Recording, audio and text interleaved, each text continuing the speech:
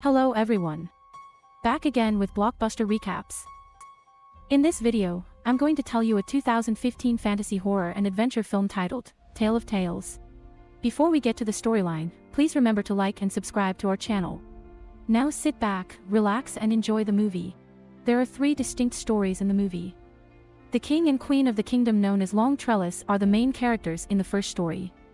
The couple first appears to be enjoying their marriage, but later it becomes clear that the queen has a rare medical issue that prevents her from ever having children. The queen is constantly distressed to see his wife in this condition as a result. The top medical professionals in the realm are summoned by the king, but regrettably none of them are able to identify the mystery ailment she is suffering from. The king makes an effort to cheer up his queen despite this. He invites some circus performers to the palace at some point. The queen abruptly becomes aware that one of the circus performers is becoming a parent. As a result, when she enters her chamber, she becomes envious and begins smashing everything. The king visits her room after learning of this and makes a promise to do whatever is necessary. Late at night, a weird necromancer claims to be able to resolve the queen's pregnancy issue as he goes to the palace to help the queen with her dilemma. When the king hears this, he tells him that many people have attempted this before and failed. The necromancer, on the other hand, is adamant that the queen is capable of giving birth, but it all relies on how much the king will sacrifice for his queen. The king reacts to the most recent degree. The necromancer demonstrates his years of expertise and extensive knowledge of the natural world. He also asserts that nature must constantly be in equilibrium, and that if the king desires a life, he must also sacrifice one. Despite his weird claims, the king and queen give him their full support. After this, the necromancer begins describing the process. The king will have to capture a sea monster whose heart will be used to cure the queen's illness. Then a pure and unmarried lady will prepare it, which will be eaten by the queen. In this way, the necromancer assures that the queen will become pregnant. Hearing this, the king immediately agrees to hunt down the sea monster and begins the preparations. The following day, the king sets out on his mission. He finds the creature in one of the rivers. When the monster is sleeping, the king walks into the ocean to attack it.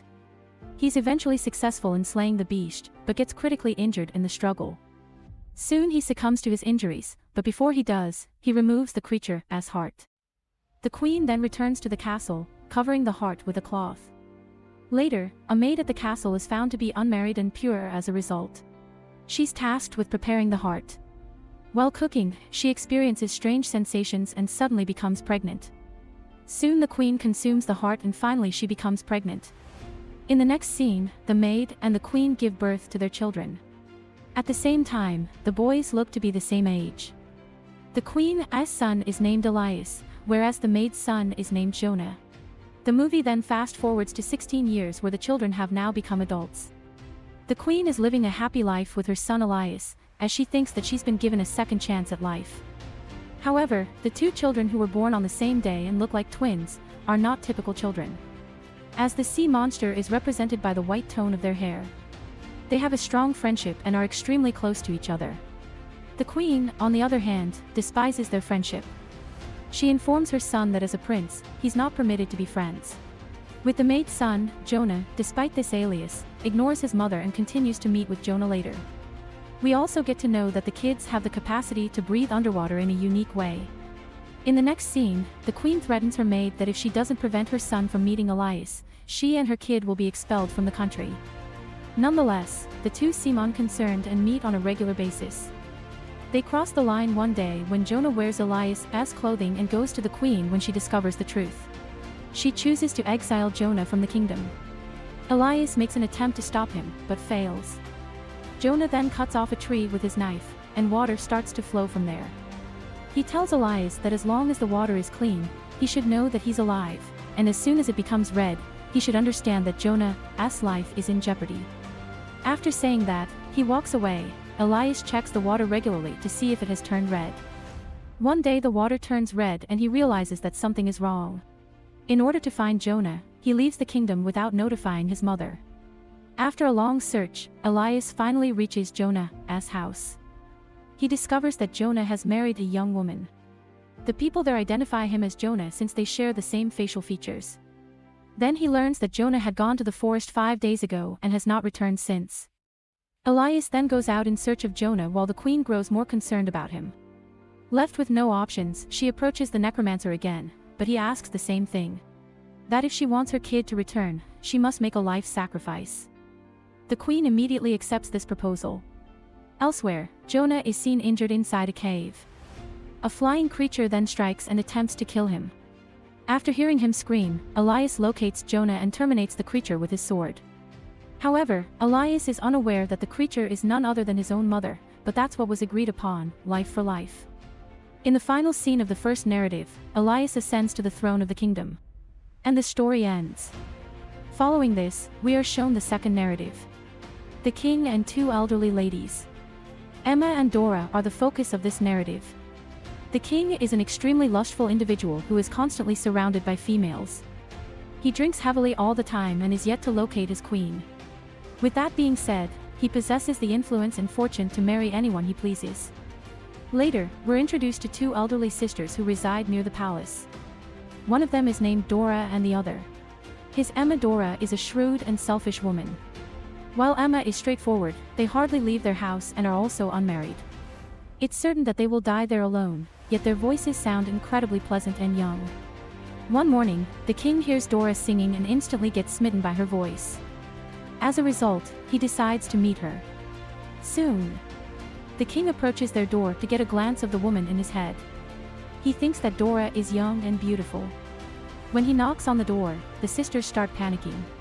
They believe the king will get angry if he finds out about their appearance. After thinking for a while, they finally devise a plan. And Dora requests the king to come back after a week so that she will be more comfortable in the next scene. The sisters strive very hard to make their fingers look young and beautiful.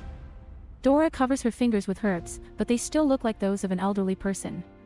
But on the other hand, Emma had put her finger in her mouth for many days, and as a result, it's looking quite good and young. Today, a week has passed. And it is the day for the king's visit. When the king arrives there, Dora shows Emma's finger instead of her own.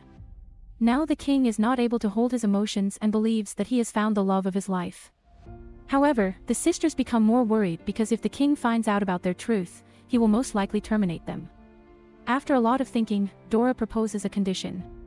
She will sleep with the king only if there is total darkness, and the king agrees. In the next scene, Emma starts tightening Dora's body with glue, so that it may feel like a young girl's body. At midnight, one of the guards from the temple comes to pick Dora up. While there is darkness in the palace, the king sleeps with Dora, but in the morning he realizes that he spent the night with an old and ugly lady. Enraged, he orders his guards to throw Dora out of the window. Luckily, she survives the fall in the jungle. Dora witnesses magic as a witch arrives there and finds her with her powers. The witch changes Dora into a beautiful young lady with long hair the next day. The king visits the jungle for hunting and falls in love with young Dora at first sight. He brings her to his castle and decides to make her the queen. Dora doesn't know how she turned into a young girl, but she remembers her sister Emma. She invites Emma to her wedding, who is still in disbelief about her new appearance. When Emma inquires about how she became young, Dora sarcastically replies that she peeled off her old skin. However, Emma considers it to be true, and visits an ironsmith to peel her old skin in exchange for a necklace. The ironsmith appears to be more stupid than Emma. He takes her to the jungle, ties her against a tree, and removes all her skin. In the next scene, Emma returns to the castle in a fragile state and she passes away. Soon elsewhere.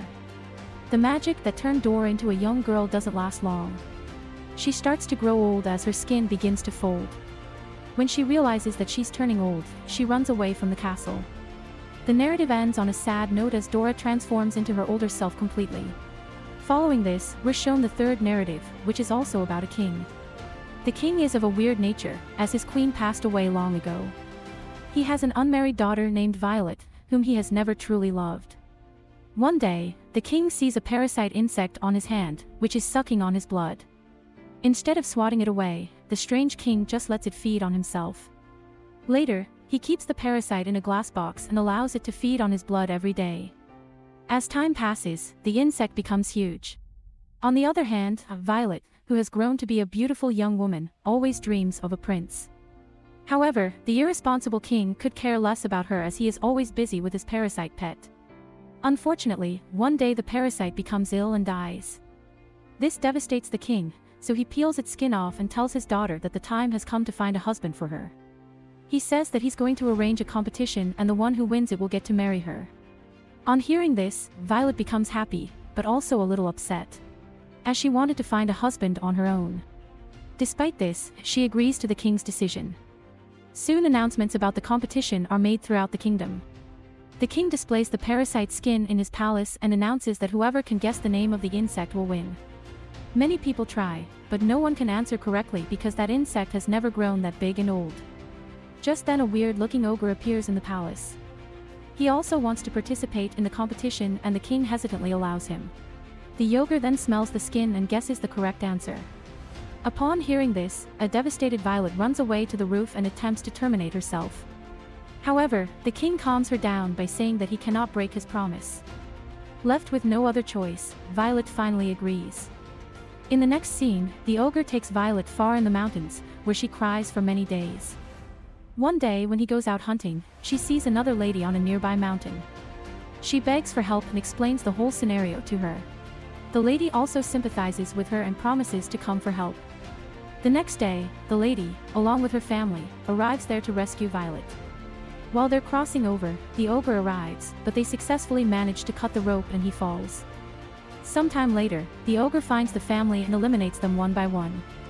He then chases Violet into a cave and begins hugging her.